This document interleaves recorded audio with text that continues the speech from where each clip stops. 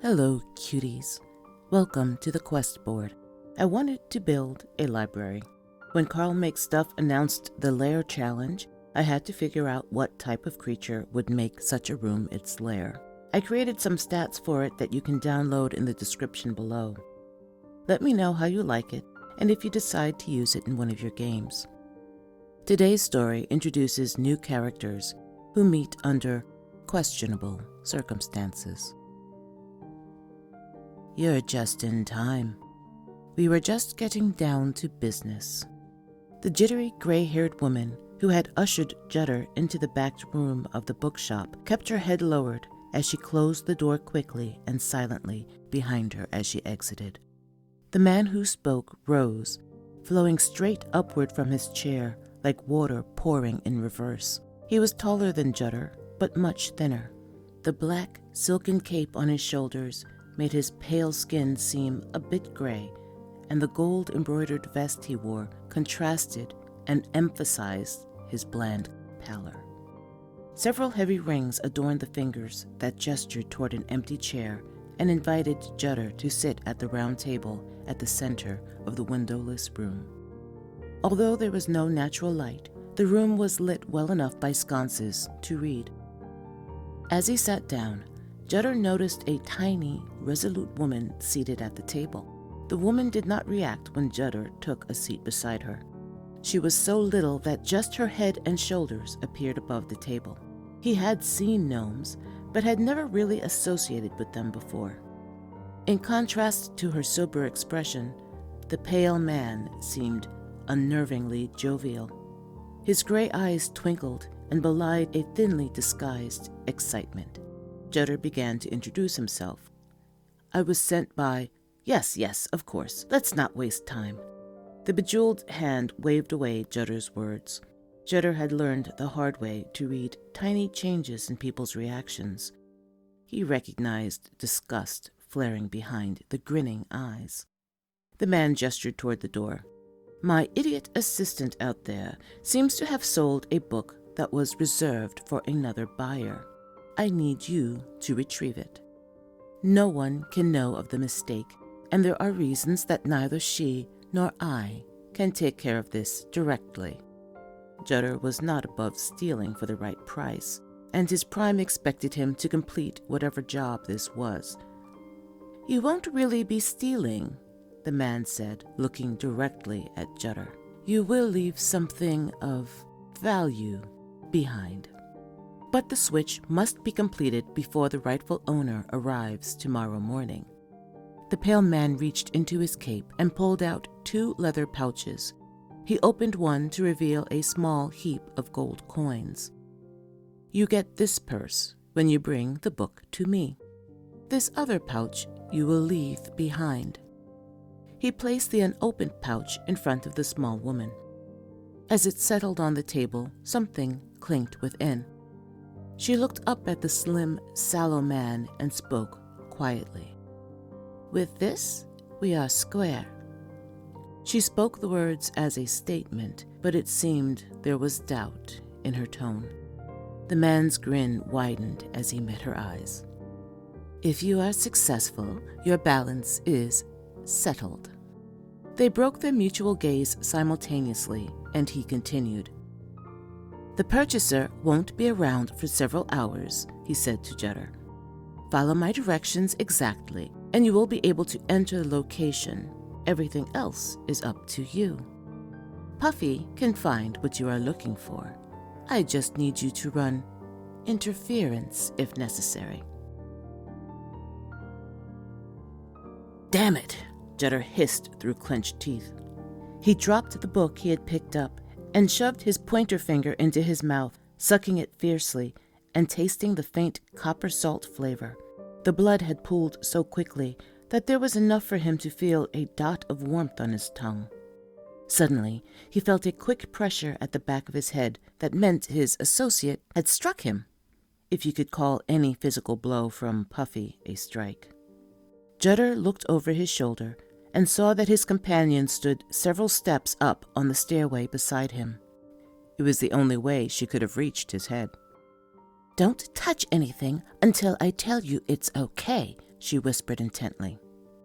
Puffy's tiny eyes flared with a silver halo, and Judder took a step away from her. "What is happening?" he said a little louder than he intended.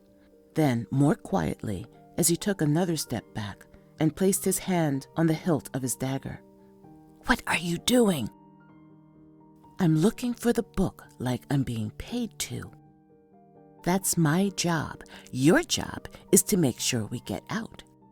Weren't you listening to the boss?" She looked frustrated and anxious. He could tell she was rethinking the arrangement and assignment. He was too. He should not be here. He should sit down and wait for the owner to come so he can apologize. Judder shook his head.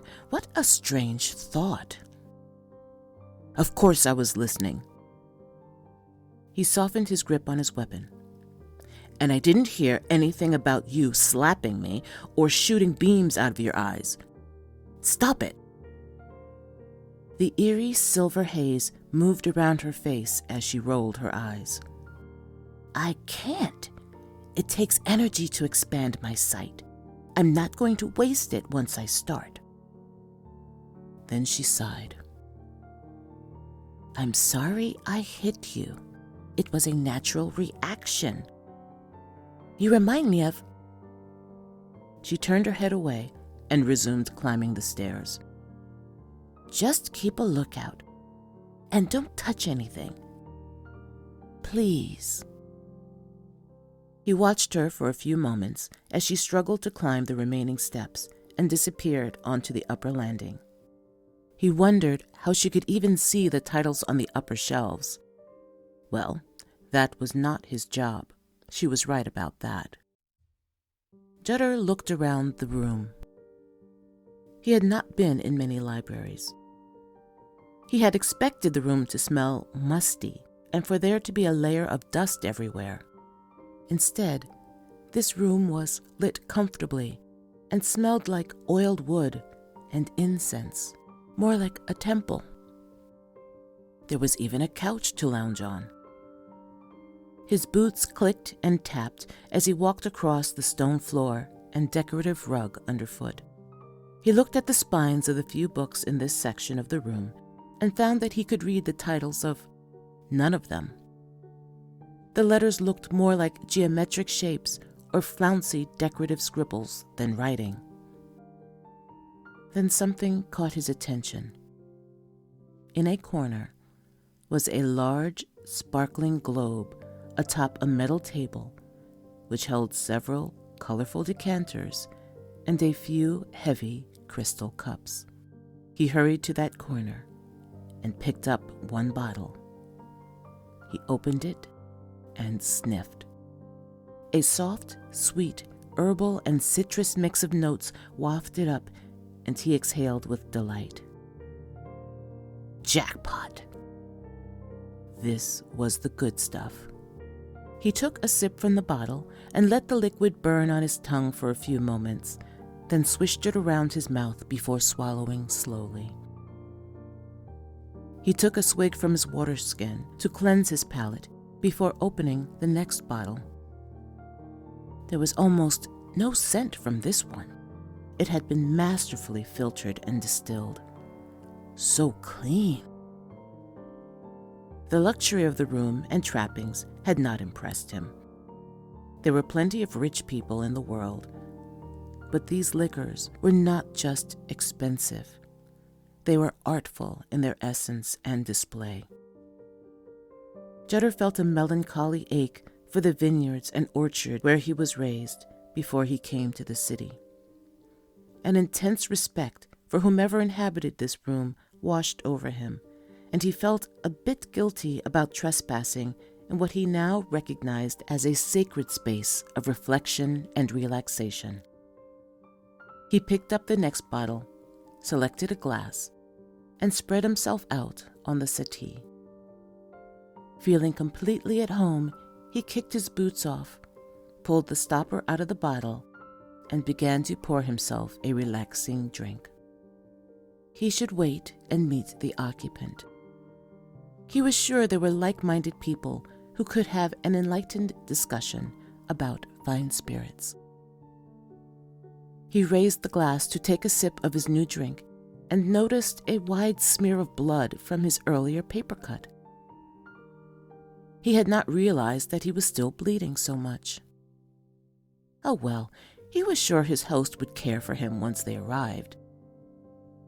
As he began to savor the aroma and essence of this new treasure, he heard a thud upstairs. He knew he should not shout, so he trotted quickly in his stocking feet to the steps and looked up. The back of Puffy's head lolled over the edge of the platform above him. Her head bounced and jerked as if she were seizing violently. With a flash of clarity, he dropped his cup of liquid treasure, drew his sword, and raced up the stairs. At the top of the landing, he saw Puffy shuddering and kicking. Blood pooled in thin rivulets across her body, where her clothing was also sliced. Her hands were clasped at her neck, where blood surged in rhythmic spurts. Judder could see no attacker, only several books that lay in disarray around her. She slumped onto her side, her eyes no longer rimmed in silver, pleading and beginning to lose focus. His eyes darted all around the room for a threat. He ran toward her and poured a homemade healing draught into her mouth. "What is it?" he whispered. "Where is it?" After a few minutes, the bleeding slowed, and Puffy could speak again. "I picked up a book that I thought was the one we were sent for. Something cut me. I didn't see it, but it was sharp. I think there were lots of them." She looked around, still holding the wound at her neck as it slowly knitted. "Fascinating." With Judder's help, she pulled herself up. "Thank you," she said, swaying slightly. She knew that the simple draught could only heal so much. But all she could think of was finding out what had attacked her. "We should stay and talk to the owner. I'd love to know what kind of security they have." "This place is impressive," Judder agreed. "I found some wonderful liquor and a comfy couch." Judder gently picked Puffy up as if he was handling a delicate porcelain figurine and cradled her in his arms as he walked down the stairs. He placed her on the settee, poured 2 drinks, and sat next to her.